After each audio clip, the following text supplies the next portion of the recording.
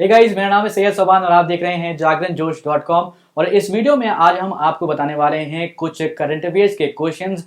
क्या क्वेश्चंस बनाए जा सकते हैं, उनके सही जवाब क्या होंगे, उनके बारे में भी बात करेंगे। साथ साथ इस वीडियो के एंड में आपको एक सवाल देंगे जिसका जवाब आपको हमें कमेंट बॉक्स में लिखकर देना होगा। तो चलिए शुरू करते हैं पहले सवाल के साथ। अभियंता दिवस यानी कि इंजीनियर्स डे निम्न में से किस दिन मनाया जाता है? तो सही जवाब है 15 सितंबर। कल का दिन था ये।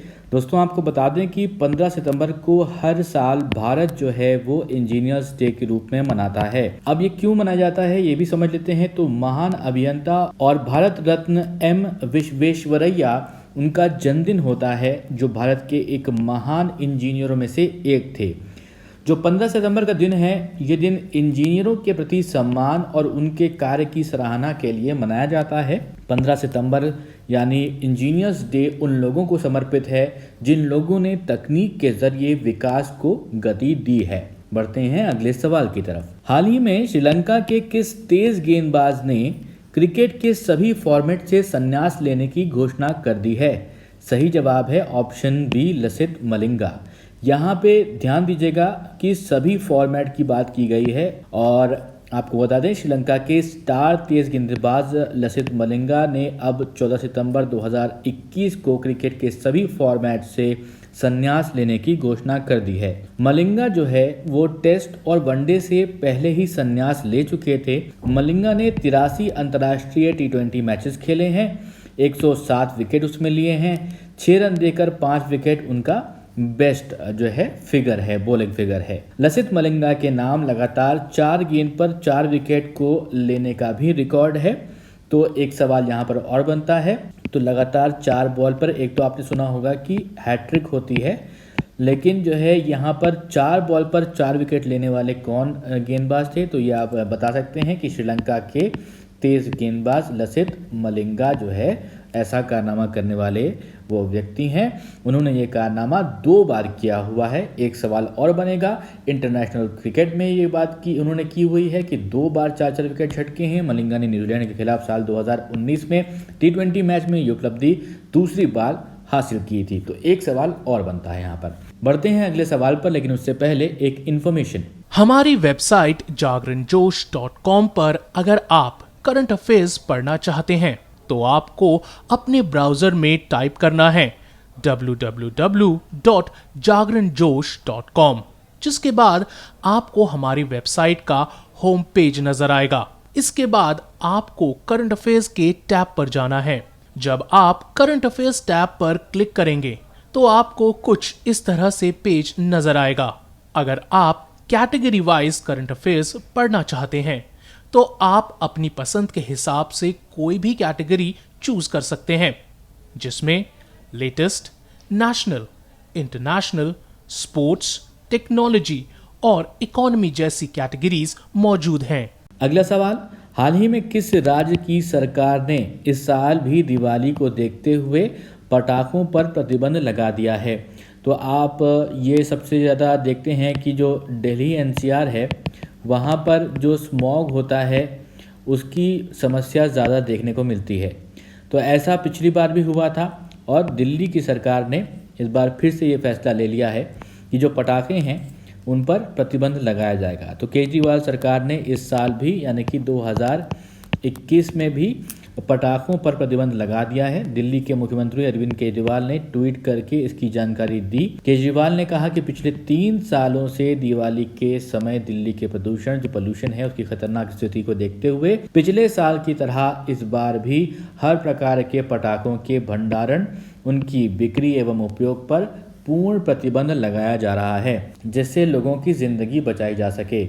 मैंने अभी आपको जो है बताया था कि दिल्ली NCR में स्मॉग की प्रॉब्लम होती है। तो NCR को यहाँ पे मत लीजिएगा, क्योंकि सिर्फ दिल्ली सरकार ने दिल्ली में जो है लगाया है ये प्रतिबंध। NCR में बाकी हरियाणा, उत्तर प्रदेश भी आते हैं, उनके जो कुछ शहर हैं। तो इस वजह से ये ध्यान में आप रखिएगा कि दिल्ली की सरकार ने ये प्रतिबंध अभी तक लगाया है।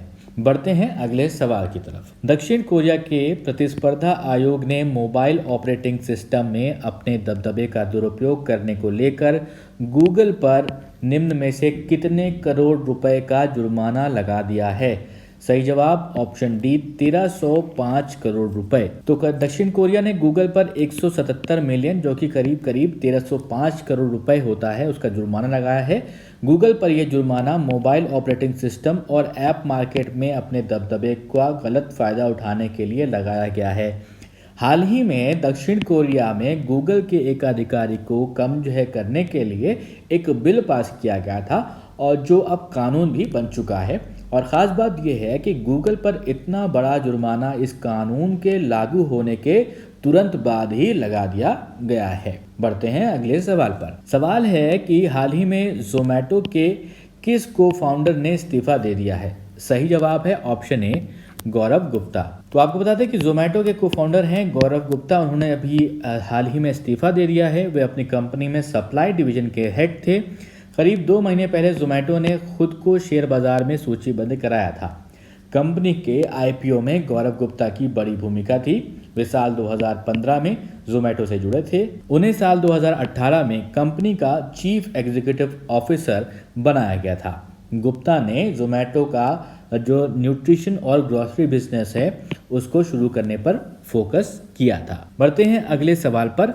तमिलनाडु सरकार ने सरकारी नौकरियों में महिलाओं के आरक्षण को 30% से बढ़ाकर निम्न में से कितने प्रतिशत करने की घोषणा करी है। तो ये 40% कर दिया गया है।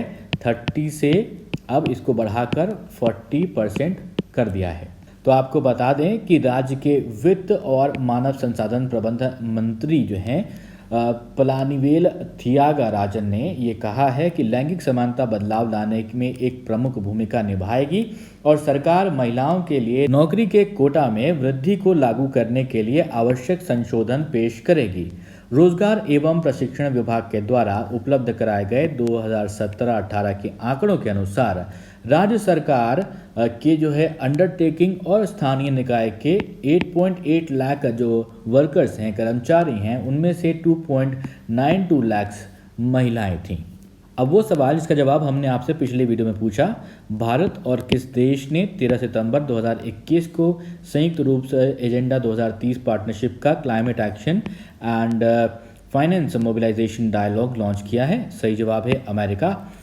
तो भारत और संयुक्त राज्य अमेरिका ने 13 सितंबर 2021 को संयुक्त रूप से ये एजेंडा 2030 पार्टनरशिप का climate action and finance mobilisation dialogue CAFMT launch किया है।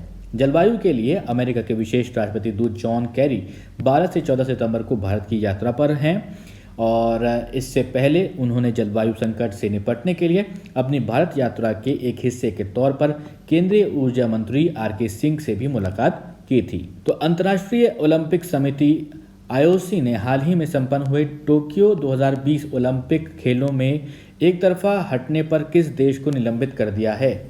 आपके ऑप्शन हैं चीन, ईरान, उत्तर कोरिया या फिर जापान। अपने जवाब कमेंट बॉक्स में लिखकर बताएं। वीडियो अच्छा लगा तो लाइक करें, वीडियो को अपने दोस्तों के साथ भी शेयर करें और अभी तक आपने हमारे चैनल को सब्सक्राइब नहीं किया है तो ज़रूर सब्सक्राइब करें और देखते रहें जागरणजोश.com।